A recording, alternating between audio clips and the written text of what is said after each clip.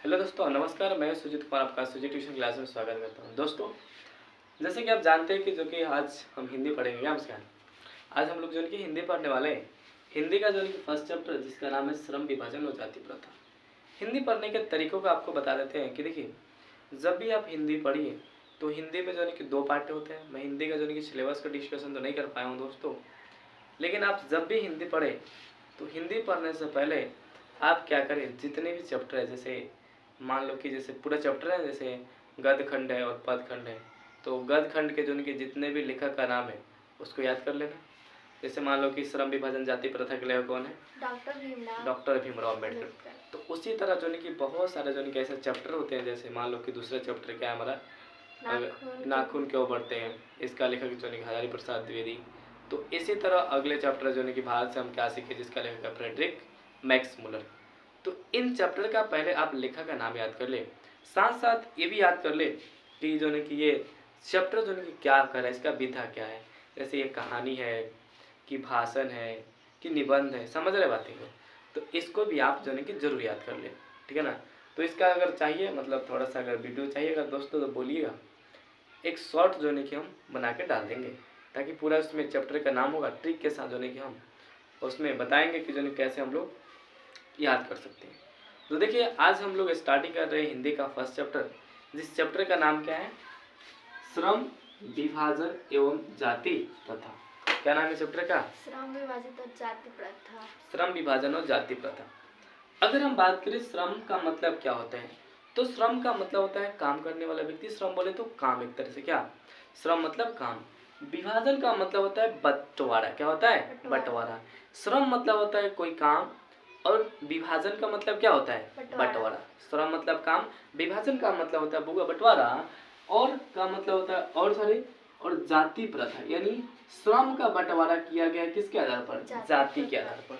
तो वही चैप्टर लिखा गया है डॉक्टर भीमराव अम्बेडकर द्वारा, जो कि मतलब ये इन्होंने बताया है कि कैसे जो है कि जाति, यानी जाति के आधार पर लोगों के काम का बंटवारा किया गया है। तो इस बंटवारा को उन्होंने जो है कि बहुत हद तक बताया है, और इसको कैसे दूर कर सकते हैं इसके भी बारे में इन्होंने इसमें बातों को बताया है। और इस बंटवारा करने वाले कौन ऐसे व्यक्ति हैं, उनके बारे में भी बहुत सारी चीज़ों को उन्होंने क्या किया है, समझाया है। ठीक है, इसमें तो सर इसका लेखक कौन है? तो इसका लेखक है श्रम विभाजन जाति प्रथा का डॉक्टर भीमराव अम्बेडकर। सबसे पहले इसमें क्या याद रखेंगे कि श्रम विभाजन और जाति प्रथा के लेखक कौन है? डॉक्टर भीमराव अम्बेडकर। कौन है? डॉक्टर भीमराव अम्बेडकर। सबसे पहले कहानी यही है कि श्रम विभाजन जाति प्रथा का लेखक डॉक्टर भीमराव अम्बेडकर। अगर हम बात करें डॉक्टर भीमराव अम्बेडकर की, तो डॉक्टर भीमराव अम्बेडकर का जन्म की अगर बात करें, सबसे पहले हम जन्म की बात करते हैं। तो डॉक्टर भीमराव अम्बेडकर का जन्म, मतलब उनका जन्म 14 अप्रैल 1891 ईस्वी को हुआ था। सर 14 अप्रैल 1891 ईस्वी को सर कहाँ हुआ था, सवाल उठता है। तो उनका जन्म याद रखिएगा, कहाँ हुआ था? महू के मध्य प्रदेश में। महू के मध्य प्रदेश में था। सर किस परिवार में हुआ था? तो बहुत ही गरीब परिवार, जिसका नाम था कति, दलित परिवार में हुआ था। तो सबसे पहला प्रश्न यहाँ से उठेगा कि श्रम विभाजन जाति प्रथा के लेखक कौन है? डॉक्टर भीमराव अम्बेडकर। दूसरा सवाल उठेगा कि सर ये जो श्रम विभाजन जाति प्रथा के लेखक डॉक्टर भीमराव अम्बेडकर है, डॉक्टर भीमराव अम्बेडकर साहब का जन्म कब हुआ था? 14 अप्रैल 1891 ईस्वी को। अगला है कि सर कहाँ हुआ था, तो याद रखने वाली बात है कि महू के कहाँ हुआ था? मध्य प्रदेश में। महू के कहाँ हुआ था? मध्य प्रदेश में था। सर किस परिवार में हुआ था? तो याद रखने वाली बात है, किस परिवार में हुआ था? दलित परिवार। ठीक है, याद रहेगा। सबसे पहले बात कि श्रम विभाजन जाति प्रथा के लेखक कौन है? डॉक्टर भीमराव अम्बेडकर। जन्म कब हुआ था इनका? 14 अप्रैल 1891 को। सर कहाँ हुआ था? तो महू के मध्य प्रदेश में हुआ था। ठीक, फिर अगला सवाल है कि सर किस परिवार में होता था? इनका जन्म दलित के, एक जो कि बहुत ही दलित जो कि गरीब परिवार होते हैं, उन्हीं में इनका जन्म हुआ था। ठीक है, अगला है इनके माता जी का नाम क्या है? तो कभी कभी माता जी का भी नाम पूछ लिया जाता है। तो डॉक्टर भीमराव अम्बेडकर का मतलब माता का नाम था भीमा बाई। क्या नाम था? भीमा बाई। उनके माता का नाम क्या था? भीमा बाई। उनके पिता का नाम था रामजी सकपाल। क्या नाम था? रामजी सकपाल। ये एक जो है कि बहुत ही मतलब सैनिक में एक मेजर का काम करते थे। इनके पिता बहुत ही मतलब सैनिक में किसका काम करते थे? मेजर का। मतलब इनको सरकारी नौकरी था भाई, और ये मेजर काम किया करते थे, सैनिक थे, आर्मी जिसको बोलते हैं हम लोग। अगला है, इनका पत्नी का नाम क्या था? रामाबाई। रामाबाई। माता का नाम भीमाबाई, पिता का नाम क्या था? रामाबाई। और पिता का नाम क्या था? रामजी सपल। और पत्नी का नाम था? याद रहेगा चीजें। फिर अगला है कि सर इनकी शिक्षा की बात करते हैं, इनका शिक्षा यानी पढ़ाई लिखाई कैसे हुआ? तो इनका अगर शिक्षा की बात करें तो इनका प्रारंभिक शिक्षा हुआ था सरकारी स्कूल में। सरकारी कहाँ हुआ था? तो सतारा में हुआ था। कहाँ हुआ था? सतारा और मुंबई में। सतारा और मुंबई में हुआ था। इनका प्रारंभिक शिक्षा गांव में मतलब हुआ था सरकारी स्कूल के सतारा में, और कहाँ हुआ था? मुंबई में। सतारा जो पड़ता है शायद ये महुआ के मध्य प्रदेश में ही पड़ता है सतारा, और जो मुंबई में रहकर अपना भी कुछ पढ़ाई किए थे। और मध्य प्रदेश नहीं भाई, मुंबई के आसपास है। इसका अगर बात करें इनका, हम इनकी मैट्रिक की परीक्षा पास की, तो इन्होंने मैट्रिक की परीक्षा कब पास किया था? 1907 में। डॉक्टर भीमराव अम्बेडकर साहब मैट्रिक की परीक्षा कब पास की? 1907 में। बीए की फिर पढ़ाई के लिए उन्होंने मुंबई गए। मुंबई में इकोनॉमिक्स से यानी अर्थशास्त्र से और राजनीतिक से उन्होंने बीए की पास कब किया? 1912 में। कब किया बीए? 1912 में। याद रखने वाली बात है कि मैट्रिक कब किया उन्होंने? 1907 में। फिर उन्होंने बीए पास कब किया? 1912 में। और किस विषय में? तो एक था इकोनॉमिक्स, दूसरा था पॉलिटिक्स। इकोनॉमिक्स और पॉलिटिक्स में, यानी अर्थशास्त्र से और राजनीतिक शास्त्र से उन्होंने क्या किया था? बीए की पढ़ाई। समझ में रहे भाई? तो बीए की पढ़ाई किससे किया?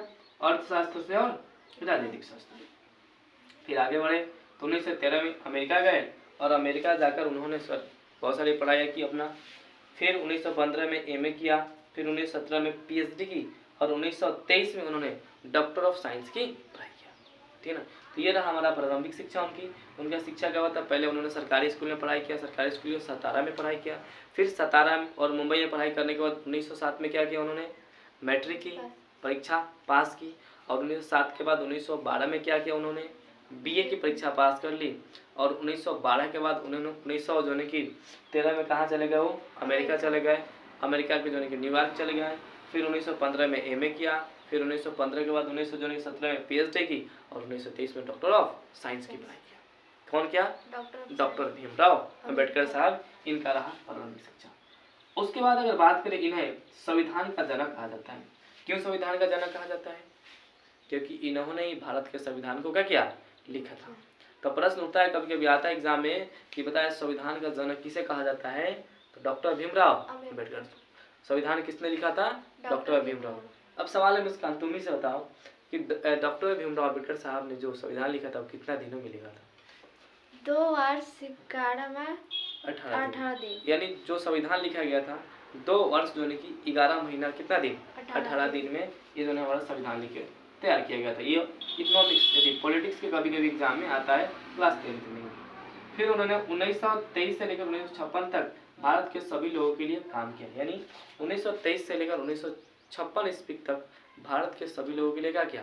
काम किया। अलग अलग प्रकार के काम किया, जैसे औरतों के लिए काम किया, और जो गरीब परिवार थे, जो मतलब जाति के साथ खिलवाड़ लोग क्या करता था, तो उस समय उन्होंने ही बहुत सारे कार्यों का संपादन किया। कौन किया उन्होंने? डॉक्टर भीमराव अम्बेडकर। तो इतना चीज आपको एक बगल नोट कीजिएगा, ठीक है? इतना चीज को आप पहले नोट कर लीजिएगा, उसके बाद जो है कि इधर को आप समझिएगा, ठीक है ना भाई? इतना पहले आप लोग नोट कर लीजिएगा पहले ही, उसके बाद इधर वाला को, क्योंकि मेरे पास जगह कमी है, समय का कमी होने के कारण मेरे भाई मेरे को पूरा लिखना पड़ा है, ठीक है ना? तो पहले इसको आप नोट कर लीजिएगा, उसके बाद इधर की बातों को समझने की प्रयास करते हैं, ठीक है? इसको नोट करने के बाद ही आप इधर की बातों को समझिएगा, ठीक है? दोबारा देखिए, अगला है कि श्रम विभाजन जाति प्रथा के जो लेखक हैं ये डॉक्टर भीमराव अम्बेडकर है। सर डॉक्टर भीमराव अम्बेडकर के द्वारा जो लिखा गया है ये क्या है? यह क्या है? यह एक भाषण है। यह क्या है? भाषण है।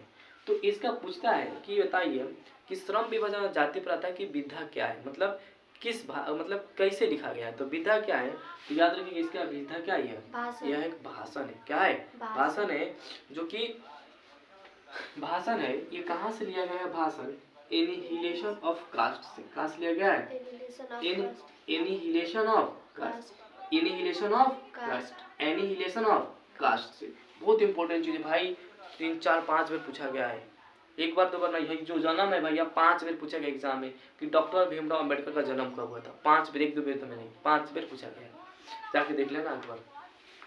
तो जन्म जो बहुत इंपॉर्टेंट है पहला बात इसमें। अगर इसमें इंपॉर्टेंट की बात करें तो यहाँ से लेकर मतलब इंपॉर्टेंट है, ठीक है।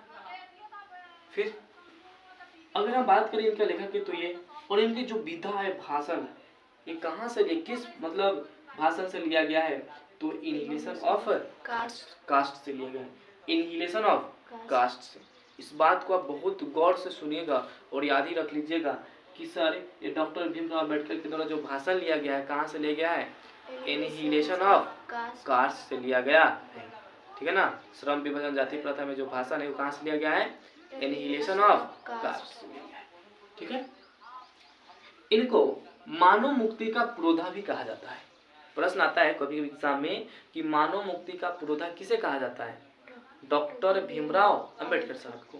मानव मुक्ति का पुरोधा किसे कहा जाता है, डॉक्टर भीमराव अंबेडकर साहब को मानव मुक्ति का पुरोधा कहा जाता है। अगला है प्राथमिक शिक्षा। प्राथमिक शिक्षा के बाद जैसे ही प्राथमिक मतलब शुरू की शिक्षा कहाँ से प्राप्त किए थे वो, सतारा से और कहाँ से, मुंबई से, सतारा और मुंबई से। तो फिर सतारा भाई गरीब परिवार भाई कहाँ से पैसा आएगा, तो फिर वहाँ के एक राजा थे जिनका नाम था बड़ौदा नरेश। क्या नाम था, बहुत नाम इंपॉर्टेंट है भाई, बड़ौदा नरेश, बड़ौदा नरेश के प्रोत्साहन पर मतलब उन्होंने प्रोत्साहित किया, कुछ पैसे दिए, तो उनके प्रोत्साहित होने के बाद उन्होंने क्या किया, उच्चतर शिक्षा के लिए मतलब हाई लेवल की शिक्षा के लिए, बहुत अच्छा पढ़ाई करने के लिए, पीएचडी करने के लिए, एमए करने के लिए, बीएससी करने के लिए, डीएससी करने के लिए उनको पैसा दिया, कुछ प्रोत्साहित किया। तो प्रोत्साहन के बाद कहाँ चले गए, और न्यूयॉर्क चले गए। न्यूयॉर्क बोले तो कहाँ चले गए, अमेरिका। अमेरिका कब गए, 1913 में। प्रश्न उठता है कि बताओ जो ने कि बाबा साहब भीमराव अंबेडकर जो ने कि किसके प्रोत्साहन पर जो ने कि वो उच्चतर शिक्षा के लिए अमेरिका गए, तो किनके प्रोत्साहन पर, बड़ौदा नरेश के प्रोत्साहन पर। याद रहेगा कि अगर प्रश्न आएगा मेरे भाई कि जो ने कि उच्चतर शिक्षा के लिए बाबा साहब भीमराव अंबेडकर को किसने प्रोत्साहित किया, बड़ौदा नरेश ने, ठीक है, याद रहेगा। और वो कहाँ गए उच्चतर शिक्षा के लिए, अमेरिका के न्यूयॉर्क में। कब गए वो, 1913 में। कब गए, 1913। अगला अब 1913 में अमेरिका चले गए। फिर अमेरिका में उन्होंने पढ़ाई किया, और पढ़ाई करने के बाद फिर कहाँ चले गए वो, लंदन। कहाँ चले गए, लंदन चले गए। लंदन कहाँ पड़ता है, इंग्लैंड में। कब पहुंचे वहाँ पे, 1916 में उन्होंने लंदन पहुंचा, और उन्होंने बहुत अच्छी पढ़ाई की यहाँ पे, बहुत अच्छे मतलब पढ़ाई किया। बहुत सारे लॉ की भी पढ़ाई है यहीं से भी, इंग्लैंड से ही। और इंग्लैंड में लॉ की पढ़ाई करने के मतलब लॉ बोले तो कानून की पढ़ाई किया उन्होंने। पॉलिटिक्स बहुत सारे अच्छे पढ़ाई किया, और वो कहाँ पे पॉलिटिक्स की पढ़ाई किए, इंग्लैंड, ठीक है। इतनी बात याद रखिए रहेगा। मैंने क्या बोला कि सबसे पहले श्रम विभाजन जाति प्रथा के लिए कौन है, डॉक्टर भीमराव अंबेडकर साहब है। और ये अंबेडकर साहब जो मतलब ये श्रम विभाजन जाति प्रथा है, इसकी विधा क्या है, भाषण है। ये भाषण कहाँ से लिया गया है, इनहिलेशन ऑफ कास्ट से लिया गया है। इन्हें मानव मुक्ति का पुरोधा भी कहा जाता है। इनकी प्राथमिक शिक्षा के लिए कौन प्रोत्साहित किया, प्राथमिक शिक्षा के बाद कौन प्रोत्साहन किया, बड़ौदा नरेश ने। और वो बड़ौदा नरेश के प्रोत्साहन के बाद जो उच्चतर शिक्षा के लिए कहाँ चले गए, न्यूयॉर्क गए। कहाँ गए, न्यूयॉर्क बोले तो अमेरिका। कब गए वो, 1913 में। फिर वो लंदन गए, लंदन में उन्होंने लॉ की पढ़ाई किया। इंग्लैंड में 1916 में, 1916 के बाद 1923 में उन्होंने भारत लौटाए। 1923 में कहाँ आ गए, भारत आ गए। और 1923 के बाद 1923 मतलब में आ गए भारत, और भारत से ही उन्होंने डीएससी की पढ़ाई किया, डॉक्टर ऑफ साइंस की पढ़ाई वहाँ पूरी हो गई 1923 तक। और 1923 तक डीएससी की पढ़ाई पूरा मतलब पूर्ण हो गया। तब पूर्ण होने के बाद वो कहाँ चले आए, भारत में चले आए। और भारत में आने के बाद उन्होंने जो कि क्या किया, भारत में आने के बाद जो कि भारत के लोगों के लिए क्या करने लगे काम।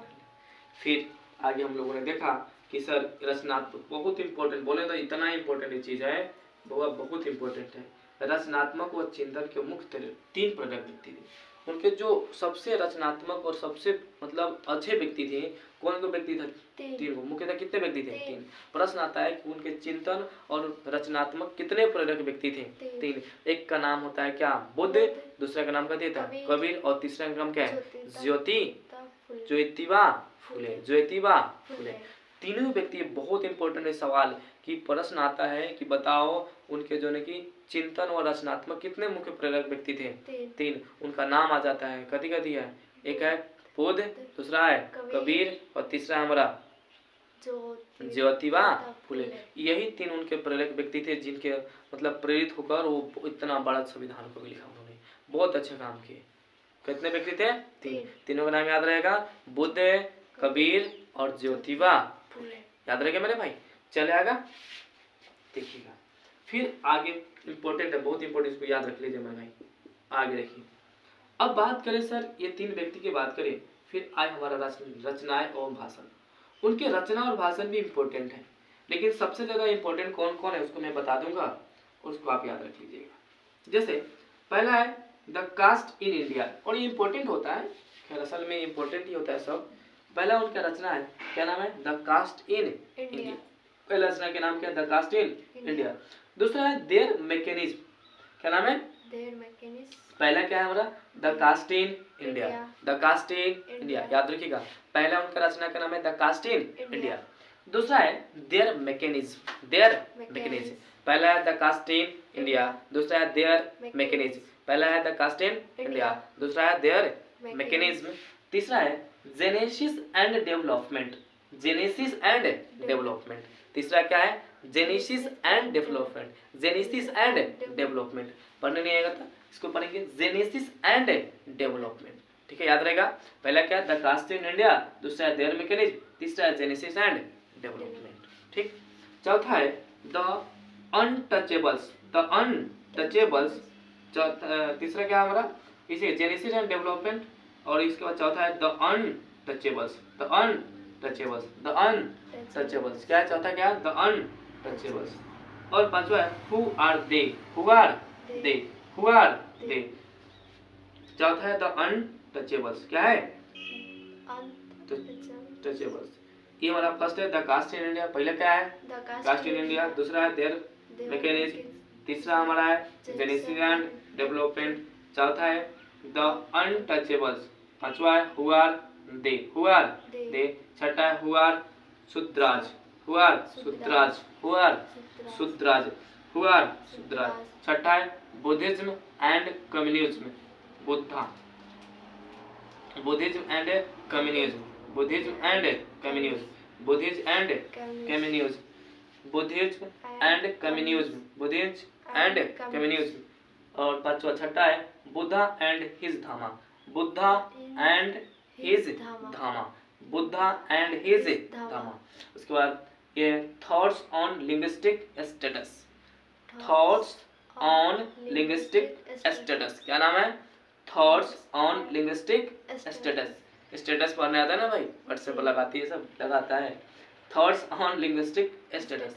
एंड अगला है the rise and fall of the Hindu women. क्या है? The rise and fall of the Hindu women. क्या है?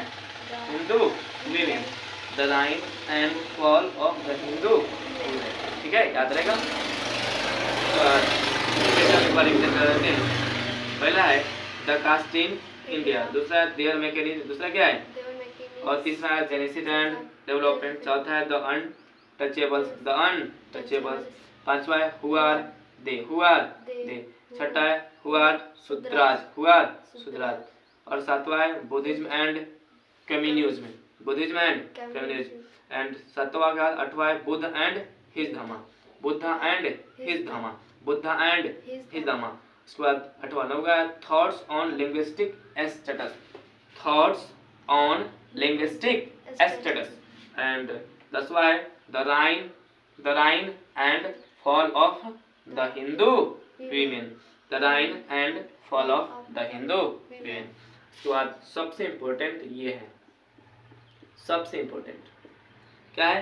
Annihilation of caste, annihilation of caste, annihilation of caste, annihilation of caste. सबसे इंपॉर्टेंट ये है इनहिलेशन ऑफ कास्ट। प्रश्न आता है कि बताओ श्रम विभाजन जाति प्रथा किस भाषण से लिया गया है? Annihilation of caste, annihilation of cast लिया गया है।